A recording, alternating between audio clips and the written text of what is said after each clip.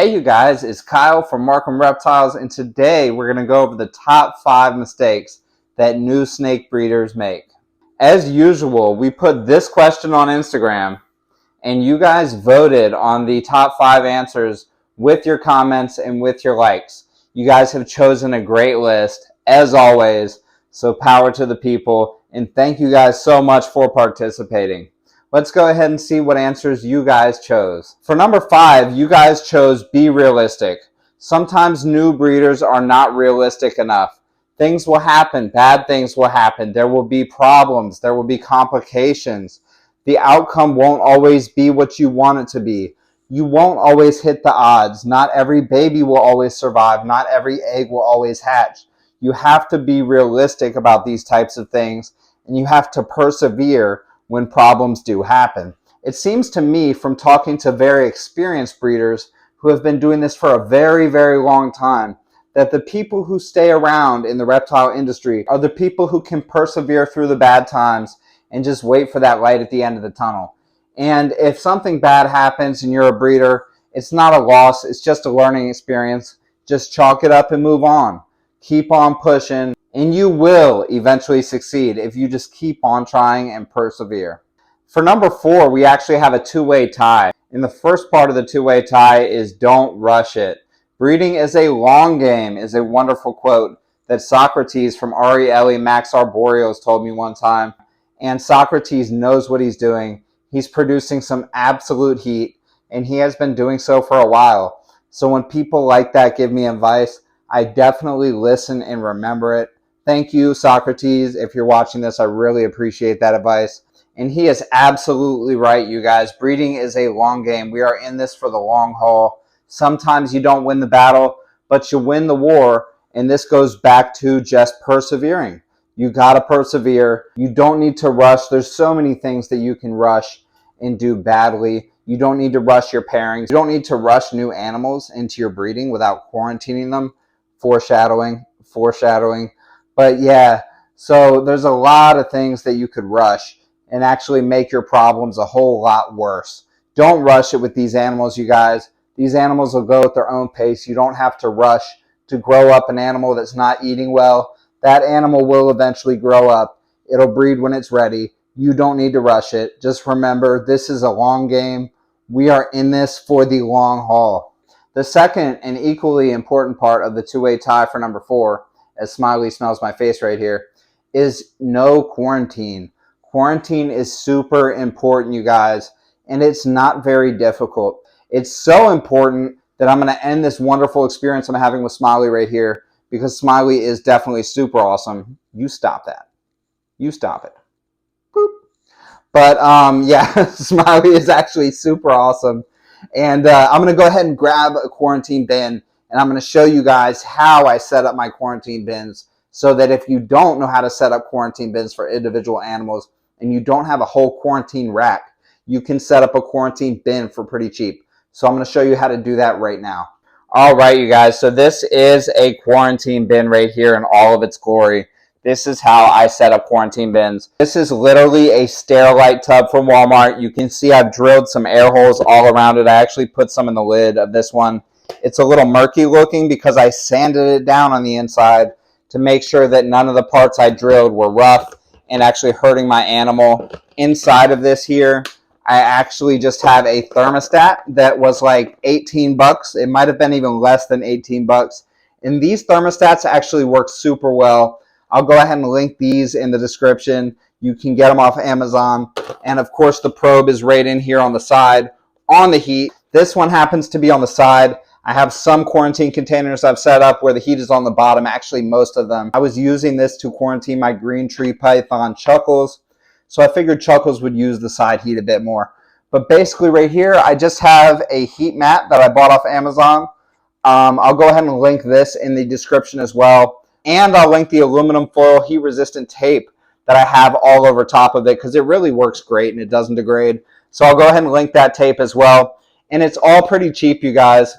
But this heat mat right here, the size is going to depend on the size of the bin that you're using, the tub, and it's going to depend on the size of the animal that you're putting in that bin. Right here behind me, I have some much bigger enclosures, and these are actually set up as bioactive enclosures. One is for our corn snake Tinkerbell, and one is for our leopard gecko Jax, and these are much bigger tubs. And we actually set these up as permanent enclosures that were a cheap alternative to a cage. So they actually work really well. They work that well that we're actually using some of them for our pets. But everything that comes in here at Markham Reptiles gets quarantined in something like this right here. And this whole enclosure right here probably costs about 40 bucks. So they cost about 40 bucks. And you could also use something behind me like this right here. This is a rack, but this rack with the tubs is probably going to cost you closer to like $400. So if you have a little bit less money than that and you're just getting one or two animals, setting them up like this works really well for quarantine. I went ahead and picked up Tinkerbell since we were just talking about her. But yeah, quarantining is super important, you guys, and I learned this from experience, unfortunately. We had a really bad experience where I bought a bunch of snakes to start breeding, and somebody I bought from on Morph Market, and I'm not going to say who because, unfortunately, I don't know who, because I bought so many snakes at once, and I didn't quarantine them. I put them all together assuming that everything would be fine, and sure enough, we had mites. We had to throw out over $1,000 worth of bioactive bedding from some of the bigger cages we had. We had a custom built 6x4 wooden cage that I had built and sealed with pond shield that was actually an awesome cage, and we had to throw it completely out because mites can live in the wood, and we had to go ahead and get ivermectin and treat every single animal for mites. We didn't produce any animals during that time, but if we had been producing animals, we would have also had to halt any sales because I refused to sell an animal with a mite on it. But mites are a pain, you guys. It took months until the ivermectin treatments, and it took 3 treatments, successfully killed off the mites. You do not want mites. And in addition to mites, there is a lot of other diseases that a new animal can come in with. You want to do an extensive quarantine. The longer the quarantine, the better. Any new animal that comes in here at Markham Reptiles is quarantined. I had to learn through experience. You do not have to learn through experience. You can listen to my experience, and please trust me on this one. Just quarantine anything new. It's a lot less hassle than if you don't do it. Quarantine new arrivals, please. All right, you guys. So moving on to number 3 here. We have a 3-way tie for number 3. And the first part of the 3-way tie for number 3 is people are getting in it for the money. That is a huge mistake when you're working with live animals, you guys. Let me tell you, I've been doing this full time for about 4 months. I'm making barely any money, and I wake up every day super happy.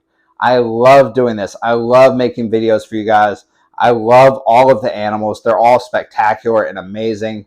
I love everything that goes on here, the good, the bad, and the ugly moments. I enjoy all of them here at Markham Reptiles, and I am really loving this journey. And it's super clear to everyone that I know, because they know that I'm not making the type of money that I'm accustomed to doing this, that I am in this for the love of the animals. I love these animals. I come down here to the snake room every single day. It's the first thing I do. I have to convince myself to eat before I come down here.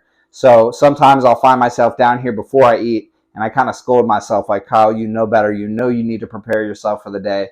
You know you need some nourishment. Go ahead and eat before you start with these animals.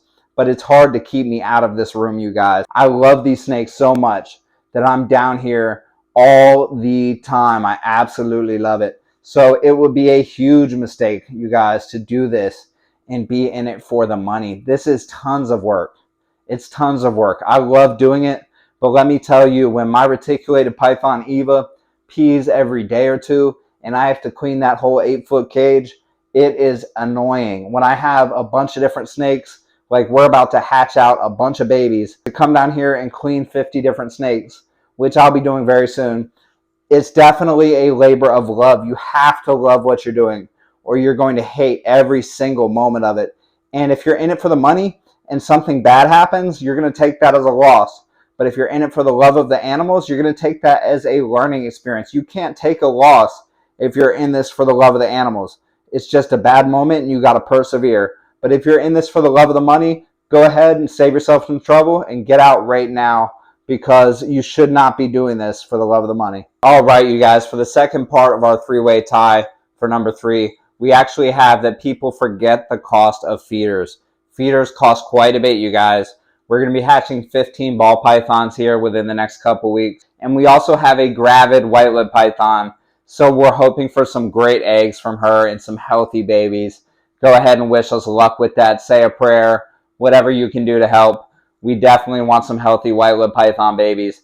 But yeah, so basically we'll be going from 20 to 25 snakes to about 50 snakes here this breeding season. And we still have 2 females that we're pairing that have not laid yet. So we are going to probably double and possibly even more this breeding season. And if you don't take that into account, feeders can run up cost on you really badly.